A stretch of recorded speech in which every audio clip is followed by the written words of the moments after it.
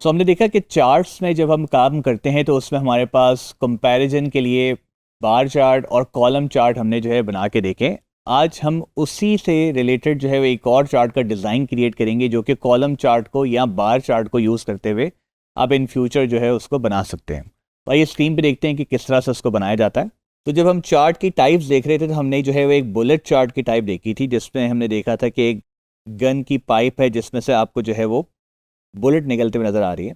तो उसी को हम बनाने की कोशिश करते हैं। याद रखिएगा, जब भी आप ये वाला चार्ट बनाएंगे हमेशा दो चीज़ों को ही कंपेयर करते हुए आपको बनाना है, चाहे वो दो क्वार्टर्स हो सकते हैं, दो आइटम हो सकते हैं, इस तरह के ऑप्शंस। तो हमने डेटा पे क्लिक कर दिया है और हम again insert bar chart create कर रहे हैं, 2D बार चार्ट।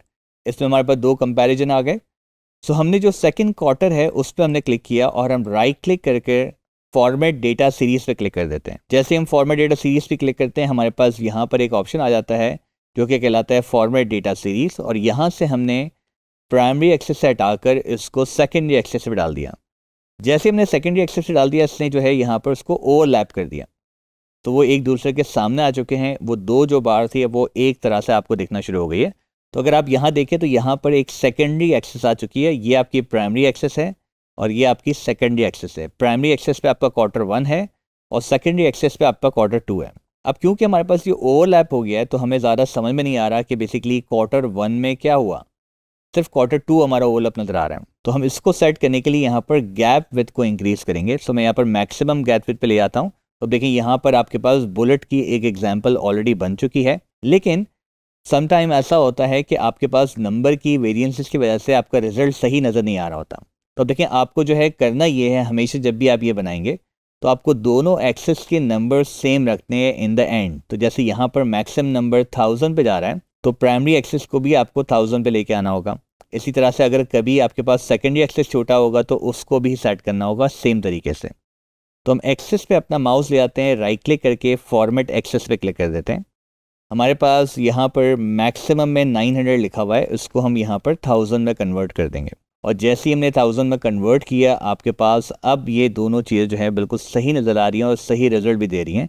इससे पहले हमारे पास जो है रिजल्ट सही नज़र नहीं आ रहा था क्योंकि एक एक्सेस छोटी थी और एक एक्सेस बड़ी थी। और अगेन आप यहाँ पर जिस तरह से इसकी सेटिंग करना चाहें वो आप कर सकते हैं, लेकिन याद रखिए कि ये सेटिंग्स आपको पहले अप्लाई करनी है, अदरवाइज़ बाद में जब अप्लाई करते हैं तो आपके पास वो दोबारा सेटिंग्स आपको अप्लाई करनी पड़ेगी। लेकिन फ़िलहाल उसको हम ऐसे ही रखते हैं, इक्वल्स टू, अगेन हम क्वार्टरली कंपैरिजन पे क्लिक कर देते हैं ताकि जो हेडिंग हमारे पास वहाँ है वो यहाँ पर ऑटोमेटिकली आ जाए। तो आपने देखा कि हमारे पास बुलेट चार्ट जो है वो एक बेहतरीन डिज़ाइन है जिसके थ्रू जो है वो आप दो चीज़ों को कंपेयर करते हुए, चाहे वो दो क्वार्टर हो, दो आइटम्स हो या कोई भी दो ऐसे ऑप्शन जिसको आप कंपेयर करना चाहते हैं, ये एक बहुत ही अमेजिंग चार्ट है जो कि आपको ज़्यादा डेटा के साथ भी काम आता है। लाइक अगर आप समटाइम्स जो है वो 3 साल के डेटा पे काम कर रहे हैं और 3 साल में 36 प्लस 36 आपके पास बार्स आ रही हैं, तो वो अचानक से आप उसको 36 में लेके आ सकते हैं ताकि ज़्यादा बेहतर तरीके से आपको रिज़ल्ट नज़र आ रहा हो। तो हम आगे बढ़ते हैं और हम नेक्स्ट चार्ट की तरफ बढ़ेंगे। नेक्स्ट वीडियो के अंदर हम जो है पाई चार्ट पर डिस्कशन करेंगे। तो आइए नेक्स्ट वीडियो में आपसे मुलाकात होगी।